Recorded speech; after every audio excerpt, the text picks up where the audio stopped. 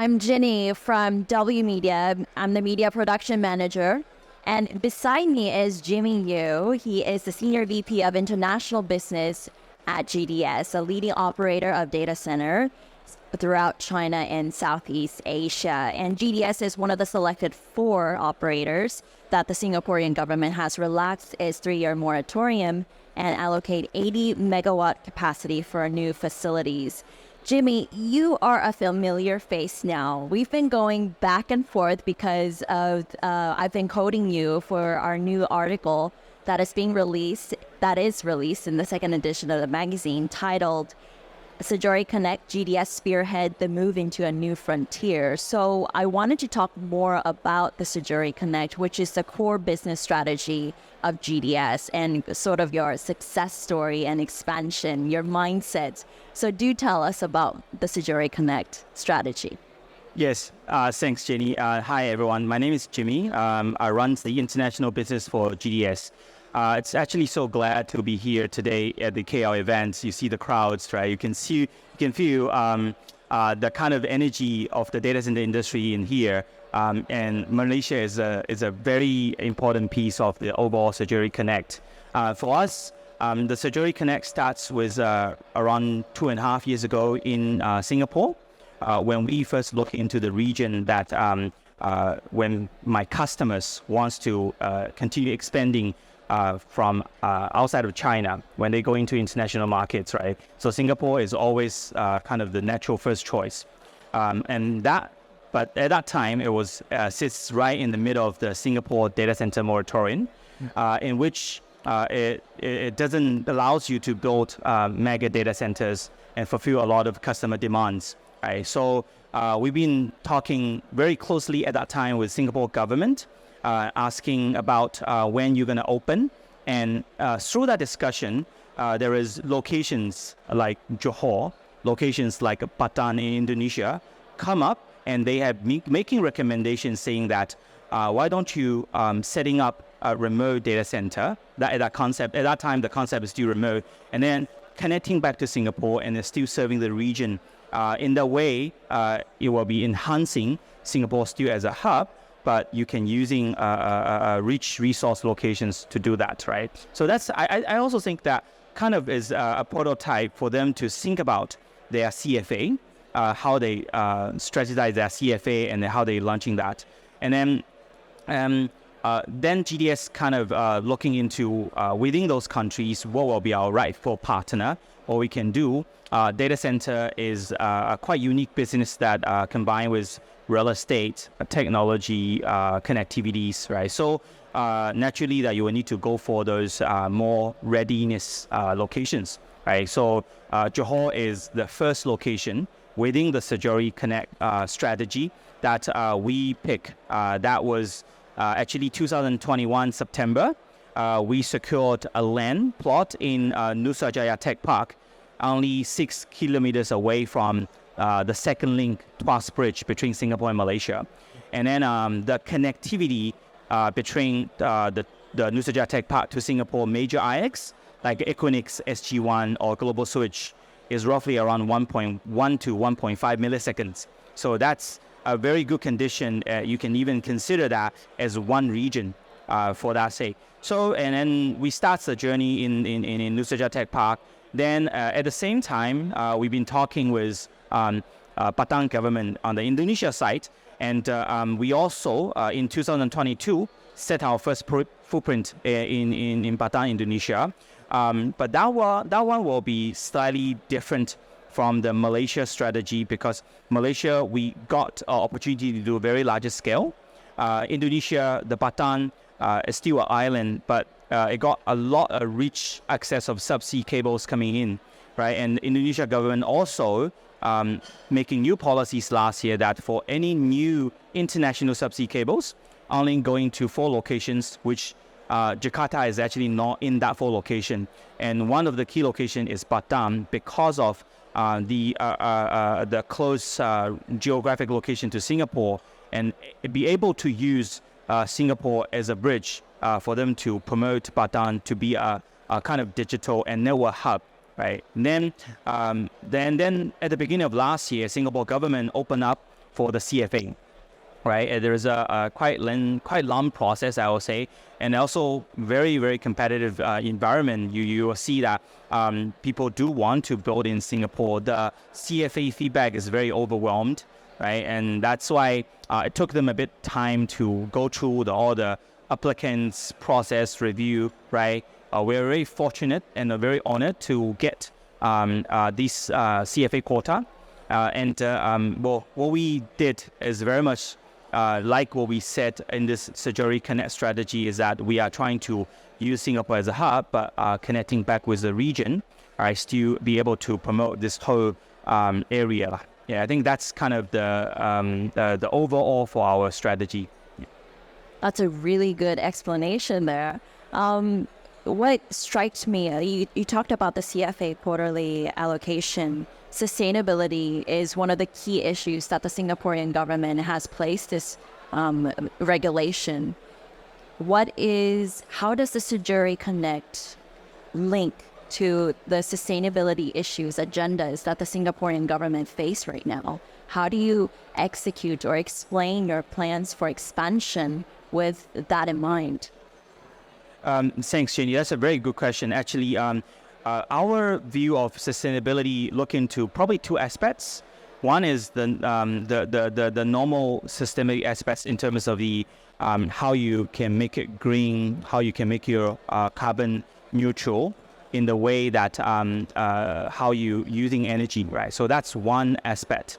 And another aspect is actually how Singapore see their digital infrastructure can sustainably grow to be able to support the overall Singapore, their own national growth, right? These are two aspects we're looking at.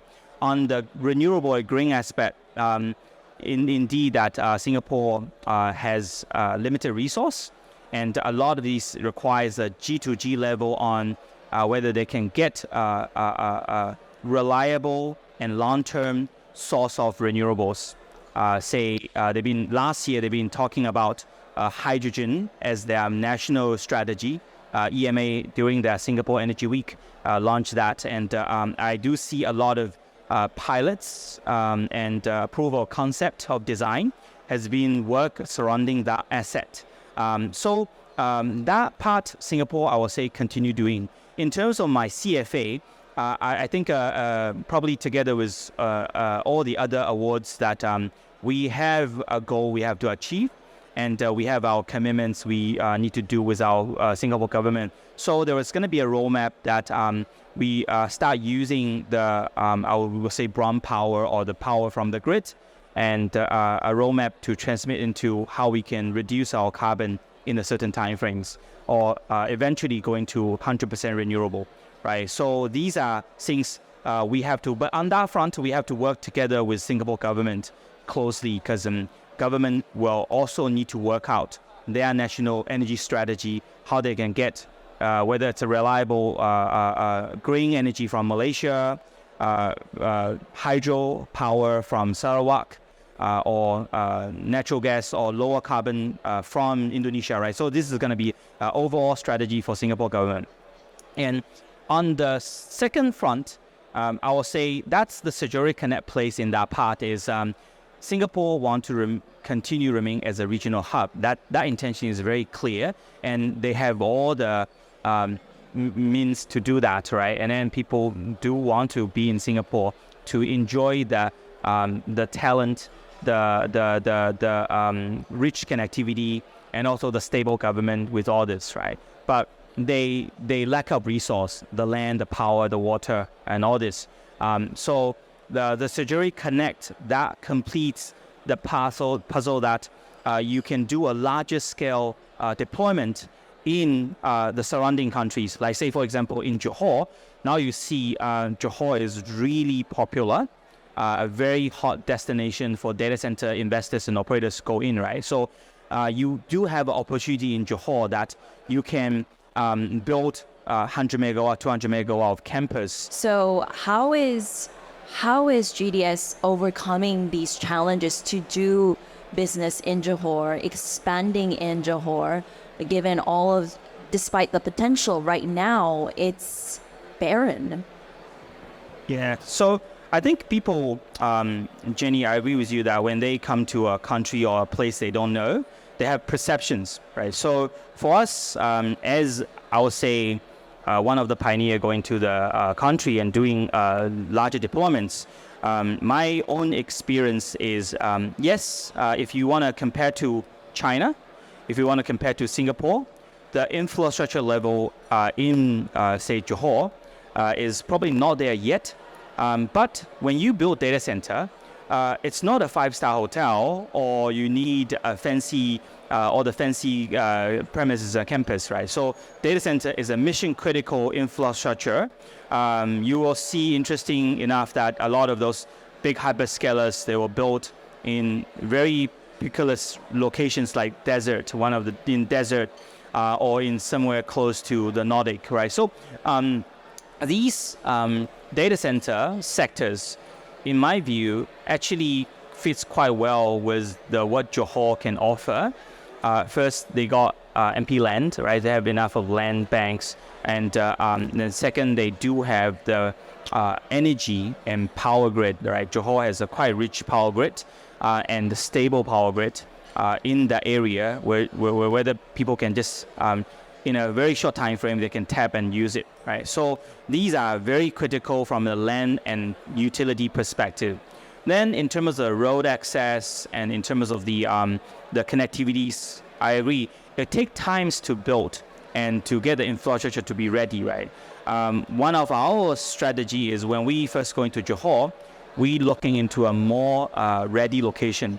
The campus Nusajaya Tech Park is a joint development by Capital Land and UEM Sunrise, which by the Singapore and Malaysia, two big company, right? So in the way the whole campus has been designed and built, a quite high-end Singapore standard in Malaysia, which we like quite a lot, and our customer likes that side as well. So we quickly made that decision.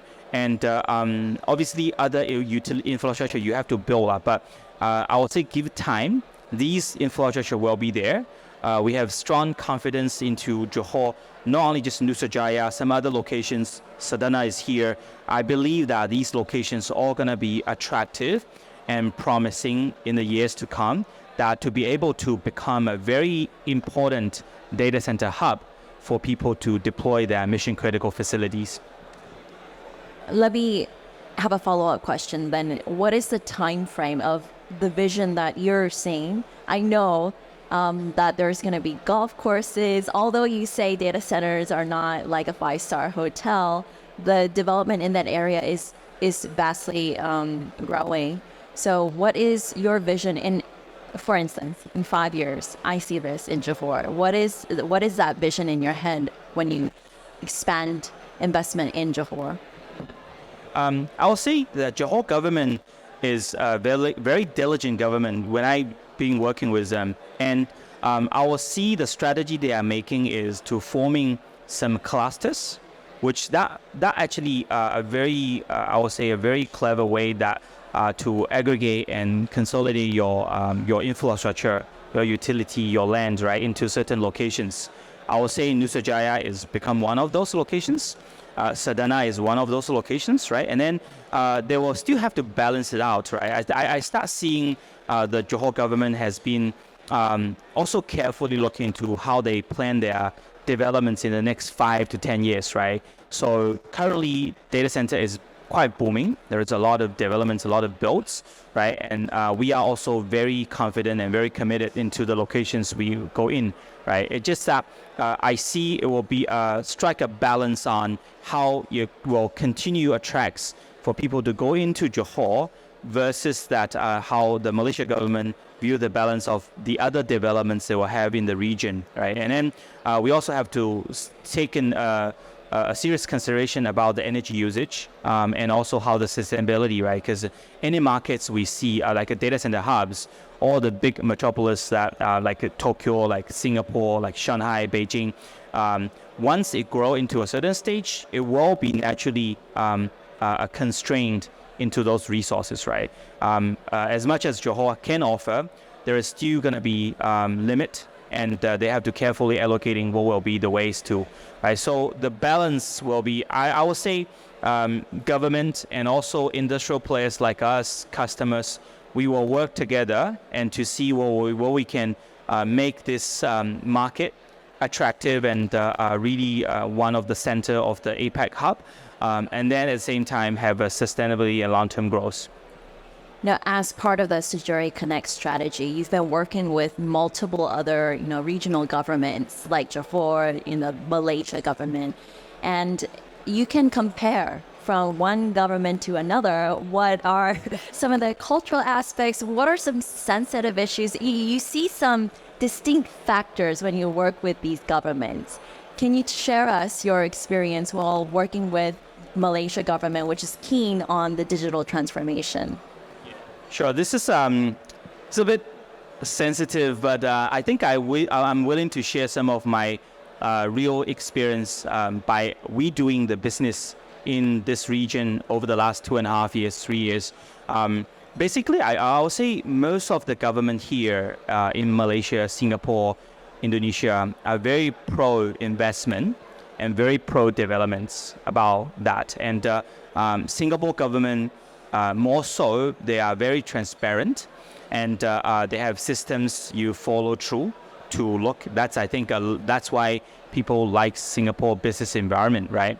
When you go to Malaysia, when you go to Indonesia, you will be facing different type of government. But my real experience is Malaysia, from the federal level to the state level, has set up a proper systems to help investors like us to go in the market and how to conduct our business, right? And then from the federal level, I remember the year we went in, 2021, they formed DIO, Digital Investment Office, which is a combination of MIDA and the MITI and MDEC and the KKD, which is Ministry of Communication.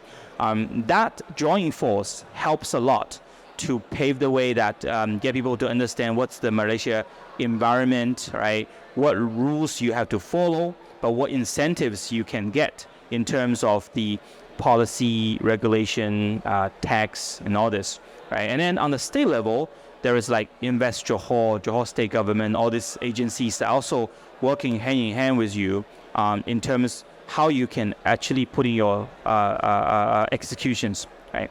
Very importantly, I see that this country, the people in Malaysia, they have strong belief in religion, very religious. So in the way that you need to respect that, because then if you're coming from we coming from China, right? We are from China, so it's very different in terms of the culture in China, in Malaysia. But you have to respect that in the way that you cannot just say, hey, I'm one of the biggest player in China, and we have done this 20 some years, and then you trying to teach the government or to do things, right? You have to, in a way that to really respect the culture and working with them hand in hand to make it right, because the narrative you have, it's attractive. I mean, naturally it's attractive, and it is good for Malaysia as a country, right? So government will naturally support you, but how in the way to implement, there is a lot of works, right? We've been hiring a lot of local talents, which helps a lot from KL, from Johor. I will see that those local talents has already become a centerpiece of our business that can help us to drive all of these strategies. Yeah. There's a lot of other questions I have for you, but since we're running out of time, I want to ask you about the AI hype. There's a lot of bubbles, there's a lot of talk, but it's solid from what I'm gathering. It's not like the .com crisis or the bubble. So how is that going to impact GDS's expansion, the Sejuri Connect? Although I want to question you about Patan and the subsea cables, I know there are so many other issues, but what about AI? I think Patan, we can use the different forums. That's more Indonesia, right? Sure. So, yes, we do feel AI is pretty solid, and it's probably not a good comparison with .com, but I would say a comparison with cloud industry when it starts around 10, 15 years ago when Amazon first starts the cloud business. These is a new type of service using new type of technology that are able to changing some of the the way how people work, how people communicate, how people conduct business, right? So when the cloud first come in roughly around 15 years ago, people also didn't expect that these could potentially become so big, right? Some of the world's largest company, you talk about Amazon, Microsoft, Google, even ByteDance, Alibaba, they are all heavily into cloud business, right? So that just shows that how this digital is important to today's economy. Right? AI has the opportunity. I understand there is a lot of noise around that because it's people saying whether that's a bubble and how you can find the right business model to do the AI, right? But technology is there, and luckily this year the technology went through a breakthrough. Then what we see is gradually, with the push of those big tech companies, with the push of companies like us to build reliable infrastructure, and government and the entire ecosystems, this will be something that quite promising in the next, I would say, 24 to 36 months timeframes. In US, it's already happening, right? So a lot of those demands initially is coming from US, and I think US is definitely leading the AI at this moment, driving by some of the big platforms. Then the AI, like the cloud, there is certain localization you have to do, and you have to adapt, right? And because cloud, you have to do your analysis and do your interface, right? So the data points where you're collecting and get has to coming from the local source. So we see the trends going into APAC, going to EMEA, right? And then these eventually will be something that you need to find a physical place, a new, I would say, new type of data center for them to housing their AI loads. And in APAC particular, we see there's some opportunities. Obviously, China is one of the big market, right? So we already in China also sees a strong move of China. There's a lot of AI models have been built and planned. And some are already, I think Ali, Baidu, and Tencent, they all launched their AI platforms in China, which is also open to the public to use. Within APAC region, we do see Malaysia in particular, probably Johor in particular, that can be a potential strong hub for AI because of the readiness of the data center, the readiness of the connectivities. And it's very rare to looking in locations can offer that much of scale for you, right? And then in a very short time frames, right? If you look at Tokyo market, I would say it's also a very big AI market, right? People are very attractive to Tokyo. But if you want to build 100 or 200 megawatt campus in Tokyo today, the Tokyo Power TEPCO probably will tell you that you have to wait for 8 to 10 years for them to giving you that much of power, right? And then let alone the other things is right. So there is eventually goes down to what resource you can have and what you can offer, and it's a combination of all this putting together.